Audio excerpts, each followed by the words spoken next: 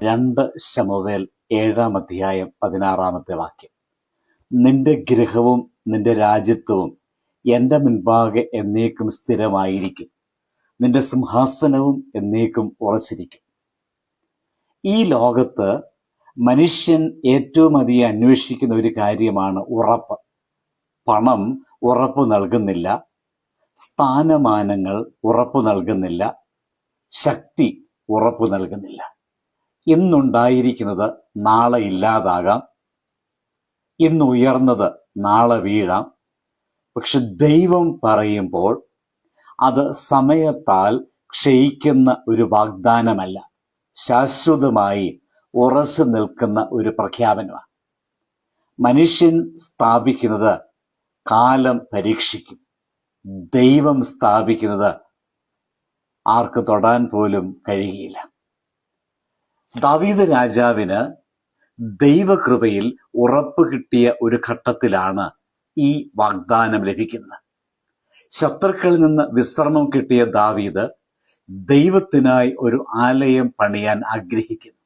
ദാവീദിന്റെ ഉദ്ദേശം നല്ലതായിരുന്നു, പക്ഷേ ദൈവത്തിന്റെ ഉദ്ദേശം അതിനേക്കാൾ മഹത്തായിരുന്നു. ദാവീദ് ദൈവത്തിനായി ഒരു ആലയം പണിയാൻ ആലോചിച്ചപ്പോൾ ദൈവം ദാവീദിനോട് പറയുന്നു, നീ എനിക്ക് ആലയം പണിയണ്ട, ഞാൻ നിനക്ക് വേണ്ടി ഒരു ഭാവി പണിയും. മനുഷ്യന്റെ പ്ലാൻ ചെറിയതായിരിക്കാം, പക്ഷേ ദൈവത്തിന്റെ പ്ലാൻ തലമുറകളെ കടന്നു പോകുന്നതായിരിക്കും. ഈ വചനത്തിൽ പറയുന്ന നിന്റെ ഗ്രഹം ഒരു കല്ല് കെട്ടിടത്തിനേക്കാൾ ഉപരി ദൈവ വാഗ്ദാനത്തിൽ ഉറച്ചു നിൽക്കുന്ന ഒരു വംശമായി നാം മനസ്സിലാക്കണം. അപ്പോൾ ദൈവം വ്യക്തികളുടെ മാത്രം ദൈവമല്ല, തലമുറകളുടെ ദൈവമാണ്. നാം ദൈവത്തിൽ ഉറച്ചു നിൽക്കുമ്പോൾ നമ്മുടെ പിന്നിൽ വരുന്ന തലമുറയും അതിൻ്റെ അനുഗ്രഹം അനുഭവിക്കുവാനിടയായിത്തീരും. വേദഭാഗത്തിൽ പറയുന്ന നിന്റെ രാജ്യത്വം അത് മനുഷ്യഭരണത്തിന്റെ അഹങ്കാരമല്ല, ദൈവാധിപത്യത്തിന്റെ പ്രഖ്യാപനമാണ്. ഈ വചനത്തിൽ ഏറ്റവും ശക്തമായ വാക്ക് എന്നേക്കുമായി എന്നതാണ്. മനുഷ്യൻ പറയുന്ന നാളെയോളം ദൈവം പറയുന്ന എന്നേക്കുമായി എന്നതിനോട് ഒരിക്കലും താരതമ്യം ചെയ്യുവാൻ കഴിയില്ല. മനുഷ്യന്റെ വാഗ്ദാനങ്ങൾ കാലാവധിയുള്ളതാണ്, ദൈവത്തിന്റെ വാഗ്ദാനം കാലത്തെ കീഴടക്കുന്നതാണ്. ഇവിടെ നാം വീണ്ടും കാണുന്നു നിന്റെ സിംഹാസനം. ഇത് അധികാരത്തിന്റെ അടയാളമാണ്, പക്ഷേ അതിൻ്റെ അന്തിമാർത്ഥം ക്രിസ്തുവില. ദാവീദിന്റെ സിംഹാസനം ക്രൂശിലൂടെ കടന്ന് നിത്യരാജ്യത്വമായി മാറുന്നു. കുരിശിലൂടെ പോയ രാജ്യത്വം മാത്രമാണ് എന്നേക്കുമായി നിലനിൽക്കുന്നത്.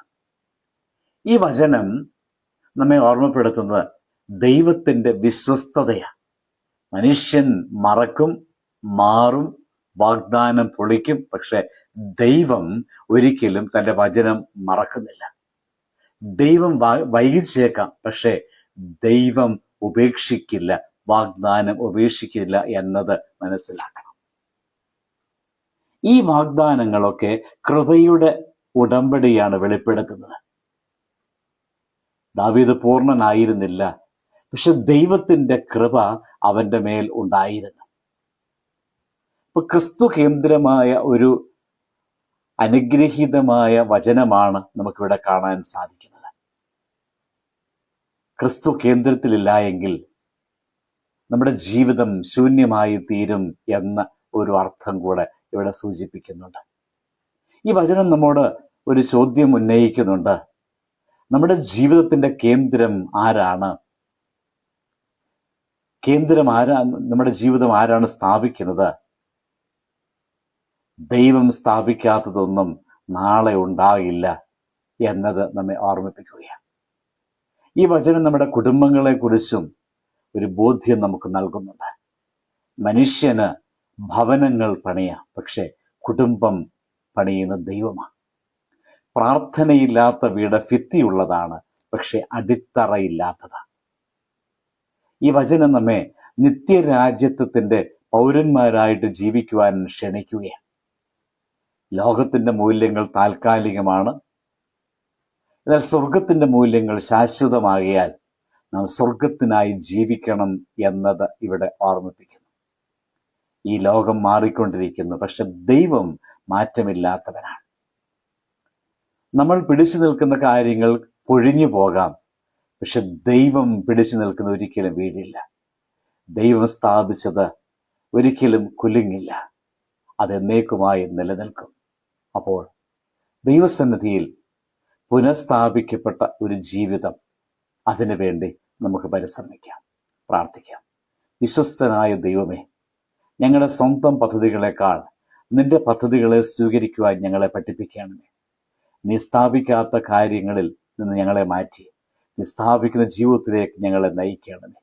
ഞങ്ങളുടെ കുടുംബങ്ങളെയും തലമുറകളെയും നിന്റെ ശാശ്വത വാഗ്ദാനത്തിൽ ഉറപ്പിക്കണമേ. കുലുങ്ങാത്ത രാജ്യത്തിന്റെ പൗരന്മാരായി ജീവിപ്പാൻ ഞങ്ങളെ ശക്തിപ്പെടുത്തണമേ. ആമേൻ. ദൈവം അനുഗ്രഹിക്കട്ടെ.